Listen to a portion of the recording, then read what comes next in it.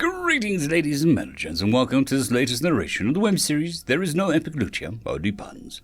If you're new to the series, there is a playlist listed down below in the description. And as always, I hope that you enjoy. Chapter 166, Sea Biscuits and Sea Hags. "Excuse me, Miss Yatina," came her voice, and Yatina hit her head off the bottom of the desk in surprise. She muffled a curse as she put her hidden supply of travelments back in their hole. She always did her best thinking, curled up under the desk while eating ill-begotten sweets. She looked over her desk, taking a moment to point her magic eye the right way, as it had fallen asleep when she didn't use it. It was the wonky nose boy from the other day at the meeting. "Giuseppe," she guessed with a confident smile. "My name is Lim," he said awkwardly. Yatina confidently tried to shrink back under her desk. "Wait, I'm wondering if you could teach me more about dungeons," Lim said quickly, and Yatina shot back up. "But if I would teach you more, it implies that you think I can't otherwise," she insisted, and Lim looked puzzled. Yatina frowned at him in return. "Why do you wish to know? I understand tactics and useful information, but that's covered by the scout's training, is it not?" she inquired. Lim shuffled for a moment on the spot as if he was torn between staying or running away. Yatina was intimately familiar with the urge. "You made it sound good. I learned things. It was like a real school," Lim answered finally. "Real school?" He made it sound like he hadn't had a formal education at all. "Where did you learn? What school or area?" she asked kindly, as she gestured for him to sit in the chair across from her. Her office was nothing more than a prefabricated earth magic stone block, but she had decorated it with enough books to block out any hint of grey colour, which was a nice way of saying Yatina could barricade her door with paperbacks alone if she needed to. Lim looked angry at first, then saw her face. "You don't know?" he asked, something clicking for him. "No," she echoed, feeling like she was missing something. "I'm from the diseased hand," he said, and there was a pause. Yatina stared, blinked, and then she made a sharp intake of breath. "I'm so sorry, forgive my lack of tact," she said quietly, and Lim shrugged it off. "Schools weren't as important as saving farmlands and fighting off the sickness," he said, and Yatina couldn't imagine it. She had read about it. There was a disconnect between symbols on a page and a real-life extinction event barely averted. The diseased hand was a tragic event, part of the corrupt war. 3 dungeons had gone corrupt in the span of a week, each one expanding grotesquely underground until they merged into one dungeon of air, a dungeon of poison, and a dungeon of adapting defenses. It spread across the right grip, turning the lands black, and life was all but destroyed. A saint of water god and 2 others purged the land and caused a massive tidal wave to sink part of it, cutting the hand off from the mainland. Yatina had even heard that new dungeons kept trying to form on that man-made island, but they didn't last long against the madness entrenched there for years. Not all of the inhabitants could escape immediately, and those left behind tried to make a life out of the broken land. People like Lim's family. That explained his question, and why he was in fair play. Still, better than what happened to the left fist. People didn't even get a chance to escape from that catastrophe. "Well, what would you like to know?" Yatina asked as she shifted books around until she found a basic map and the basic standard guide on dungeons, a very solid book written by Terry Bellis Freighter. The first of its kind, the unknown hero described both basic traps and the methods of dungeons on the first few floors. "This dungeon in the area is weird, right? I've not been in another dungeon yet, but I heard they're easier by a long shot," Lim asked as he idly rubbed his wonky nose. Yatina watched him motion like a cat, fighting the urge to reach over and break the nose for the boy's sake. "Yes and no," Yatina began, and tapped the book written by Freighter. "Difficulty is selective at early stages. It depends entirely on what the dungeon first consumes to grow," she explained. "For example, did you know that this dungeon near Durance didn't consume mushrooms, people, or earth as its first material?" Yatina said, as she tapped the wonky compass near her desk. "What did it eat? Rocks?" Lim asked curiously, and Yatina showed the boy her instrument. "This is a very expensive tool that dissects mana, for lack of a better term, refines them and matches mana signatures of other things. One can even match 2 signatures to a near mirror. This tells us what the mana has in it." The deeper we dissect, the closer we find what is first consumed, much like the rings in a tree stump, Yutina said proudly. She slowly turned a dial at the side, showing the orange mana flashing through several things like suits of armor, bones, slimes, cauldrons, and what looked like animal skeletons. She kept turning the dial until it shot past mushrooms, a man with a gun, 3 hunting types, what looked like to be an earth clumps, and the image distorted badly in the last slide. "What is that?" Lim asked, voice suddenly quiet, as if he was witnessing something important. Yutina slowly adjusted 3 small dials, and the image slowly came into focus. A skull stared back at him, hauntingly judging them. Wime knew the salt was going to be terrible for her hair. Her swept-back branches, blooming with flowers, were now drooping with salt. Salt floors, salt water, salt animals, salt air, and now Wime was salty. The dungeon was making her mad, but not as mad as the guppies chasing them. Why wouldn't Delta just let her fillet the damned things and be done with it? They splashed through the water, letting the salt bat slow the enemy down. The entire group of 30 sea hagans had entered the dungeon, but their large numbers worked against them in the tight corridors and sharp turns.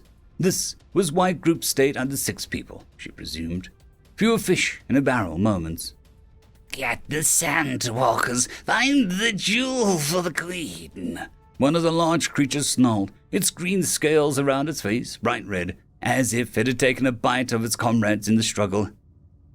"If fishy is not in water, they still fishes, they still not sandwalkers," Foodie mused, ignoring the drama and threats against his life to question life. Delta couldn't help but be mad at his sudden progress.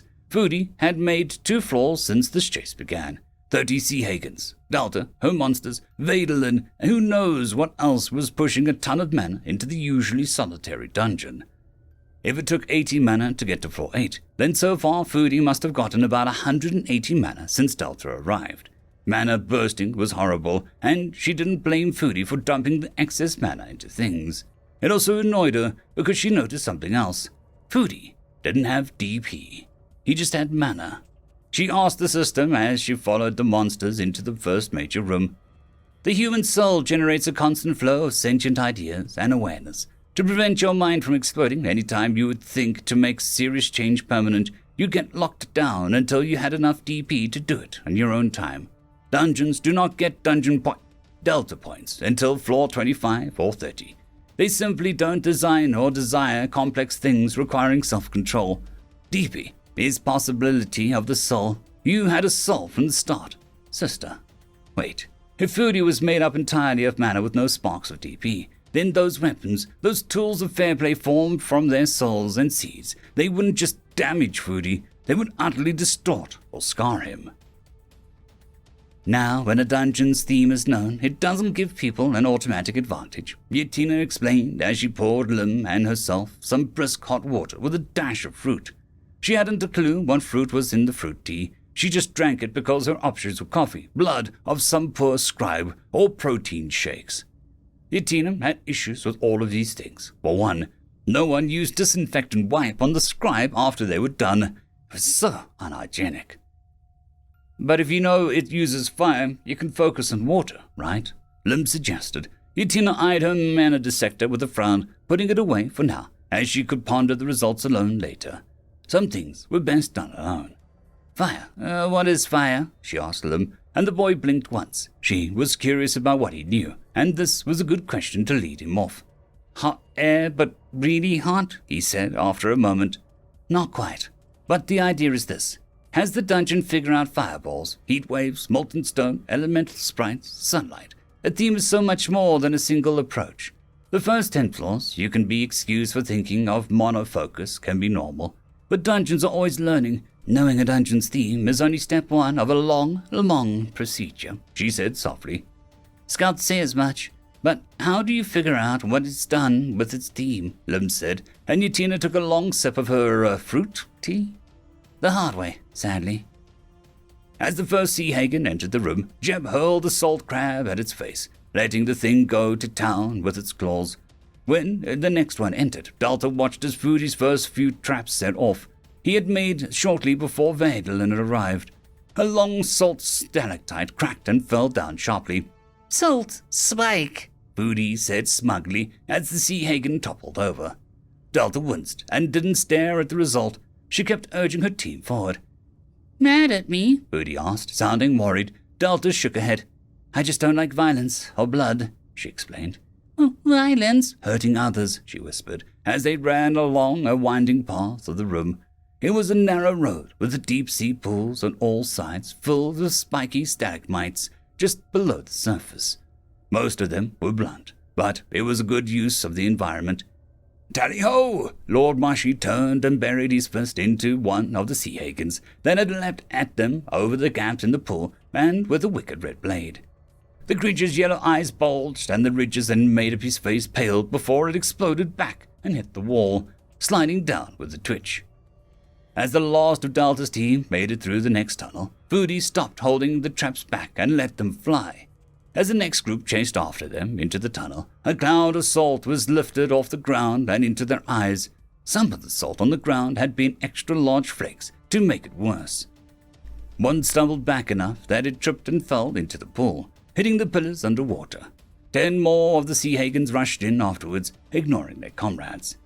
"Show me the meaning of haste," Delta yelled to her monsters, throwing her hands up in panic. Wine raised her hands and showed Delta exactly what she thought of moving faster with an elegant gait. "So, say you can get their themes down and general trap placement. What other issues can a first floor have?" Lim asked, taking notes with little pictures. It hurt Yutina to see him reduced to that, but she also felt impressed that he carried on anyway.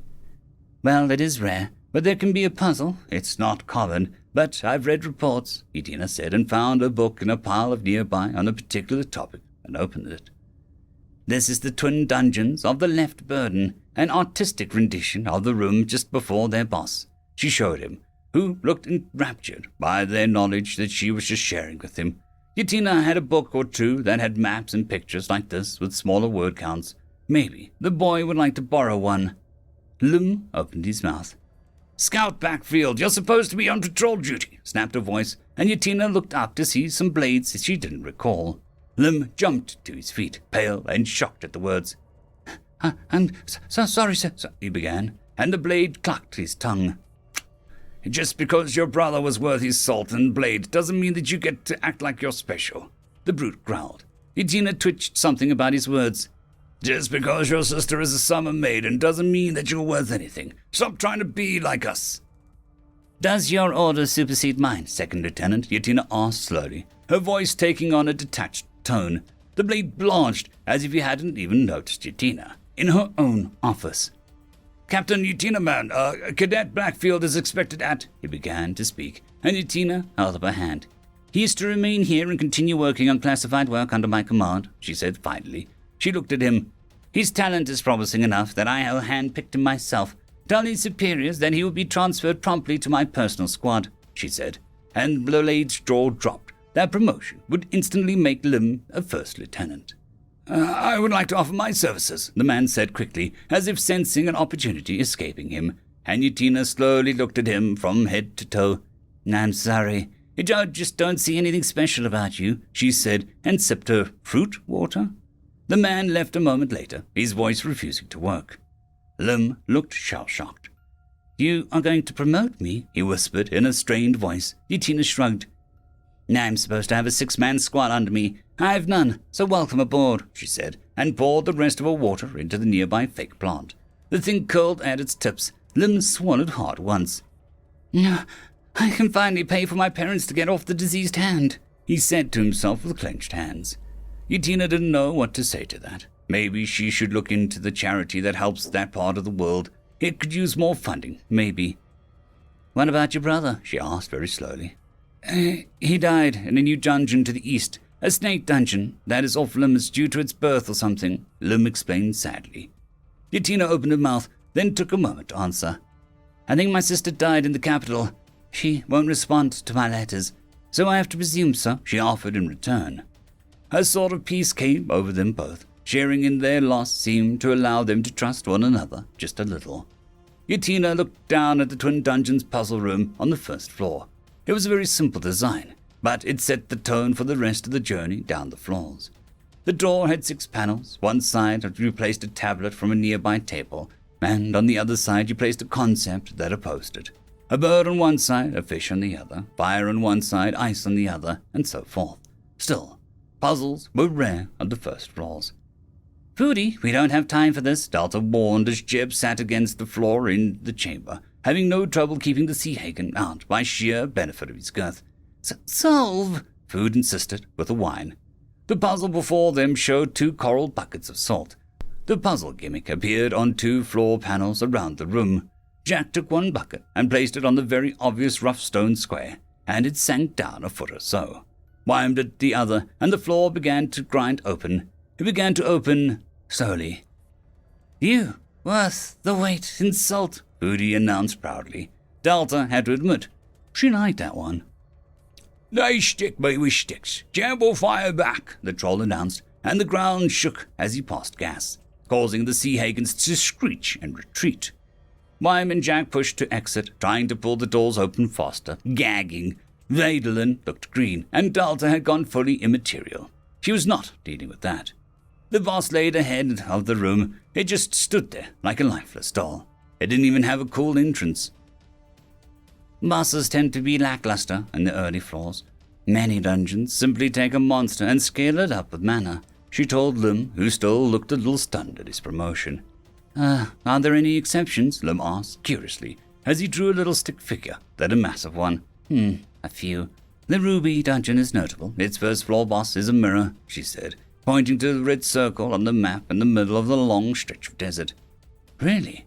How did that happen? Lim asked, eyes alight with wonderful delight. Yutina enjoyed this sharing of her passion. Oh, there are many stories, but the fan favorite is that an ancient sultan's concubine was about to be replaced with a younger model. She took her to the most precious possession, a beautiful jeweled mirror, and hurled it out the window and across the desert, where it smashed into the very ground in which Ruby Dungeon would form, she said, putting on a slight storyteller embellishment to the tale. The likely factual story involved the desert being superheated by an event and the area around Ruby Dungeon actually being a valley of dangerous glass shards, but there was no need to ruin it for Lim. Mirrors represent self-love if you overuse it, right? So that would explain the dungeon's obsession with pretty things. It was born out of the tool used to check beauty because the concubine's life depended on it, Lim said excitedly, looking at the edge of his seat. It's a possibility. The first floor blast picks one person in the adventurer party and mimics their power, but stronger. The trick is to stand so close together that the mirror creates a horrible, inefficient mess rather than just a faithful recreation. Yutina smiled. Lim looked impressed. Still, the average boss isn't as impressive. Just a big bruiser tends to be the theme, Yutina admitted. Then you aim for the kidneys, Wyman instructed with a vicious example, knocking the sea hagen down in his heap before she caught another by the throat. The nearby massive salt crab looked on at the scene with a flicker of attention. There is more than one. Use them against each other. People are squishy. They are squishy together. Wyam howled in bliss. Wyam is so cool. I want to be a warrior when I grow up. Can I visit your dungeon when I do? Vadelin asked Lord Bushy, who hummed. We'd be most happy to receive you, he promised the lad.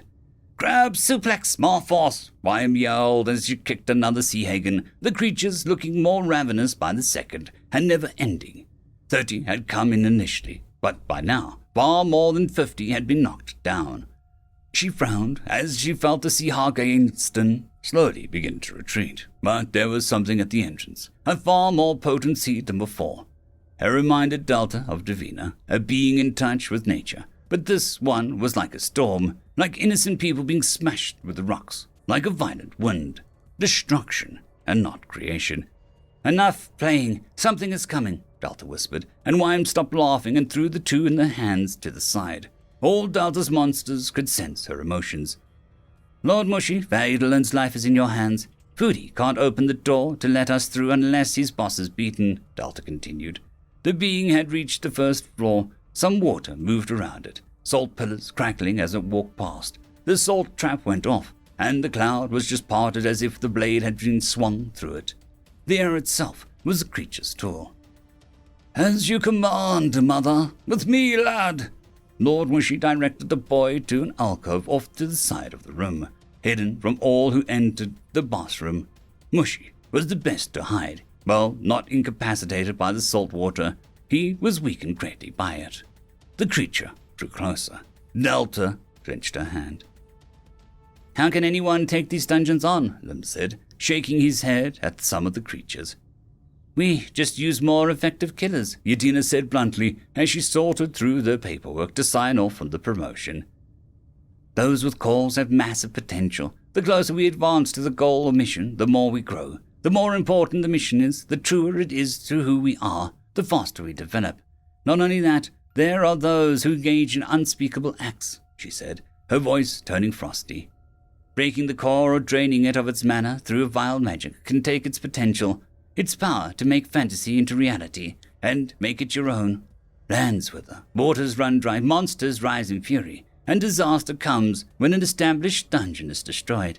One person can doom thousands for power," she explained, remembering the many calls she had studied in pieces. "Such practice is banned, but it wasn't always. Many wars have been fought over the ripest of dungeon calls, terrible wars, in which a horrible silence always seemed to follow in the pages of history," she sighed. "Some of the calls deserve to be broken, not for power, but for what they've done," Lim said, putting his pen down. "The one that killed your brother?" she inquired gently. Yutina was surprised when he shook his head. "Those are just dungeons. I don't mind them. It's the ones that took my home, turned the water, land, and sky black. I hate them," he whispered. "You'll be happy then. Corrupt dungeons are basically reverse dungeons. They suck in all life and matter, drain the land until it crumbles away into the void below. They are to be destroyed at all costs. The diseased hand is, tricky, because of these three combined forces. We've hit one or two, but the last always brings them back," she explained, feeling oddly guilty that she hadn't done more to help, that fair play hadn't. But the maidens began to vanish only months before the corrupt wars erupted. "So I just need to make my core strong, and I can beat them?" Lim asked almost childishly at this point. "Strong cores have risks, Lim, a desire for more power, the nightmares of edge sickness and more.